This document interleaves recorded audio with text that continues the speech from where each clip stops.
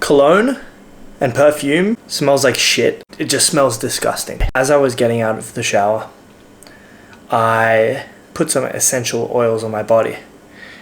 And then I realized and thought to myself, oh my god, this smells so good. And you know what doesn't smell good? Perfume. Fucking cologne.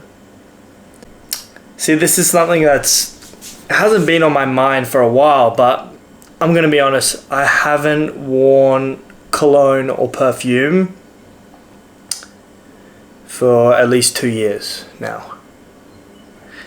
And once you actually start to prioritize your health, and once you actually do just a little bit of research on pheromones, because if you realize why, if your intention, side note, if the main reason that you're wearing perfume or cologne is to get females, it's not working, brother. Like, maybe it is, but honestly, they're probably not the girls that you want to be attracting. The real girls that you want to attract are the girls that are actually attracted to your natural scent and your pheromones. That's what's up. But anyway, the point that I wanted to make is, if you do a little bit of research, and once you actually become healthy and prioritize your health, you realize that, A, cologne and perfume and all that stuff smells like shit. It's so artificial, and it just smells disgusting. And B, it is literally making you. And I'm not even joking. If you actually look into some of the ingredients and some of these things that they put in perfumes and cologne, Calvin Klein, Hugo Boss, Versace cologne, whatever you're getting, Ronaldo cologne. Oh, my favorite soccer player, Ronaldo, he's got a perfume, David Beckham. I'm gonna use that.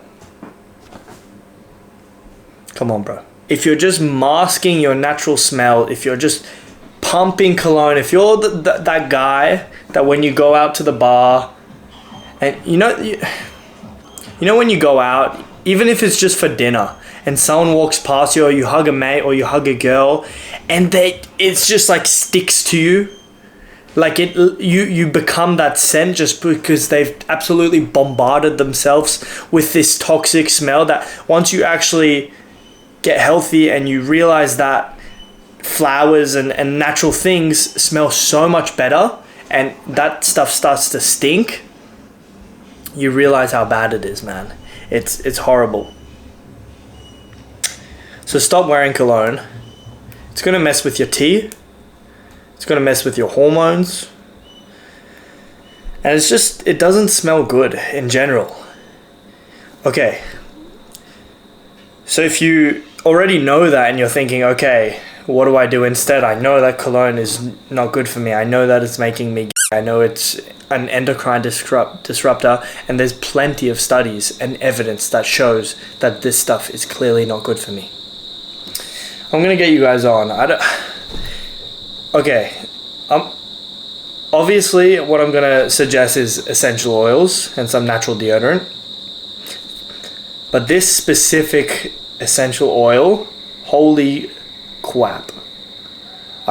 You don't understand how many compliments I get, male, female, and it actually lasts. You know, there's a lot of people think with essential oils that, first of all, that maybe it smells, it's either something feminine, or the smell doesn't last, or anything like that. It's not true. It does last, and you can either make some really nice combinations, or you can get specific ones. I'm going to get you guys on. Like, if you try this, it's next level. It smells amazing. And not just the one that I'm about to suggest. Like, you can find plenty of different ones. You can make your own combinations. You can make your own nice little body oils that people are attracted to, and that you're attracted to, that makes you feel good, that you get compliments for. Because you will, I promise you. Especially in this day and age, it doesn't take much to stand out in terms of being the person that smells good without toxic fucking sludge perfume.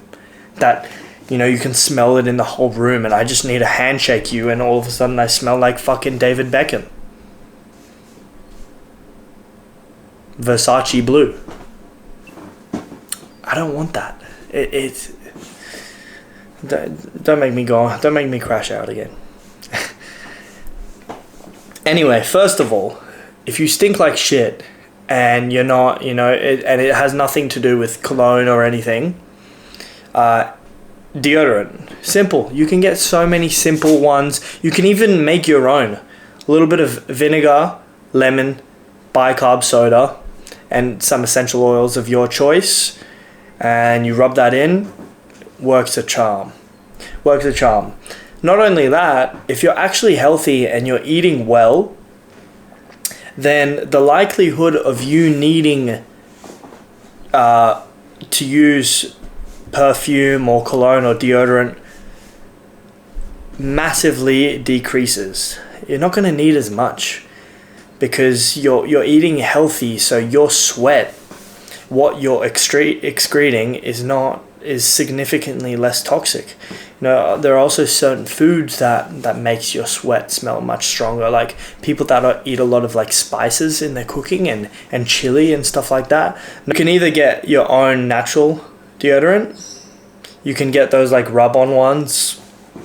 You can get these like spray ones that are like aluminum free. Not fucking Axe, not Lynx Africa, none of that. Oh my god. That is I'd say that's almost worse than cologne or perfume. Like, that stuff does stink. That stuff stinks, man. Unlike cologne and perfume and all that shit, where it actually has a negative effect, you can look into some of these essential oils and they'll actually have a positive effect. If you do some research on like good quality sandalwood, there is some evidence to suggest that it is good for your testosterone and hormones. Lavender is calming. Things like rosemary. Why do you think like the Greeks or Romans used to wear the band of the rosemary leaf around their head? They would do it because it would help them think. And it's genuinely a nootropic. It genuinely boosts brain function. So to think that aromatherapy or just like aroma and just scents doesn't have an effect on you, like sometimes I go to the airport or I'm like in a big supermarket or mall, I genuinely get like an instant headache just from smelling that shit. Or you smell something and it reminds you of an old nostalgic memory. Like smell does unlock something, and it clearly has an effect on our physiology. Anyway, my favorite and the essential oil that I got the most compliments on is amber.